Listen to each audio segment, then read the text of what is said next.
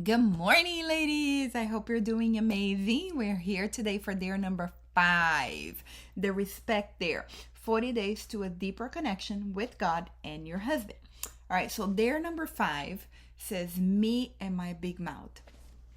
I I have to confess that this is one of the things that, for me particularly, I am constantly working on. I am very intentional with my words. I'm very intentional in searching my heart every time words come out of my mouth that are not life giving, but yet words come out of my mouth that are not life giving. So, especially particularly towards my husband. I think that every other relationship is much easier, even with my kids. Like, I'm super intentional in speaking words of life and this and that. And with other people, I mean, don't even mention. But with my husband particularly, I still catch myself saying things that are not life-giving, although I am intentional in speaking words that are. So it's a constant work for me. I wouldn't say struggle, but it's a constant work in progress for me. So this is a tough one for me. She puts the verse that she starts with is James 1:19. My dear brothers, um, take note of this. Everyone should be quick to listen, slow to speak, and slow to become angry. And I think that well, I don't think the word says that the mouth speaks what the heart is full of, and our husbands are the closest relationship to us, right? So they are the ones that will trigger us in places of our heart that nobody else has access to, and that sometimes we don't even realize there is still something there. Sometimes there's trauma, sometimes there is unhealed wounds, sometimes there is just belief systems, really. Like, you've healed the trauma, you've healed the wounds, but there is a belief system that remained. And our husbands have access to a place in our heart that nobody else does, and because of that, sometimes they have access to point, to those little things, to pinch those little things, to, like, poke. That's the word I'm looking for. To poke those little things. And so for me, I'm very quick to respond. I'm very quick to answer. I'm very quick to speak, and I have been training myself to not respond and not speak so quickly, because words can jump out of my mouth from a place in my heart that I still need to be intentional with until it's completely renewed by the Word of God. Does that make sense? I believe, and every now and then there is a wound that will come out that I realize I still have healing to do, but for the most part, I have a healed heart for the most part. However, there are still belief systems, that remain, in me. As a consequence of old wounds. Although the wounds have been healed, there is a stronghold, there is a belief system that was put in place when that wound was first done, and although we've healed the wound, sometimes that belief system takes a longer period of time to be able to be replaced with truth. It's a very intentional work, it's hard work to replace lies with truth. And so sometimes it's not that we are so broken anymore. Sometimes it is, and that's okay.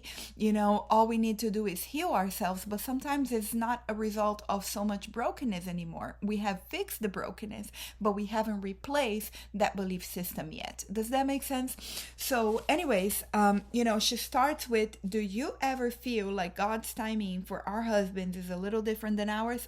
Yeah, all the time, and then she goes to say, a wise woman know that if they might already have the right answer, they just need to be patient while they wait for God to teach their spouse. And I have been truly training myself in doing this.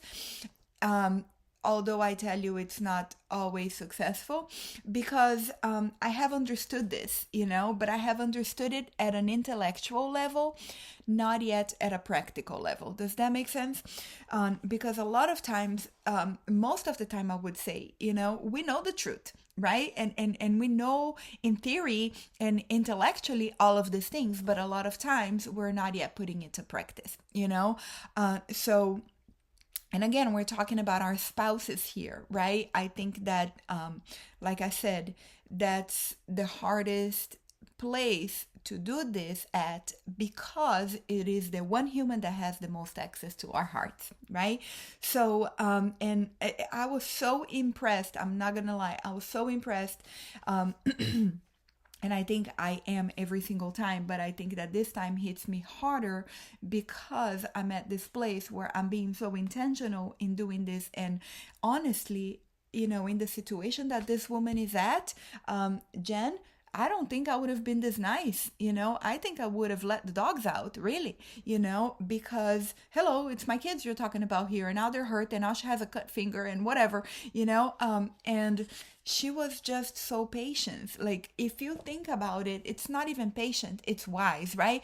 Because if you think about it, what would he have done if she had let the dogs out, right? On top of her husband, and if she would have, I told you so, and your mother this and your mother that. Like, he's already in pain, and he is in a little bit of denial about his mom because it's painful to him, and now he's dealing with her screaming at him. Like, how would that help the situation at all? It wouldn't, right?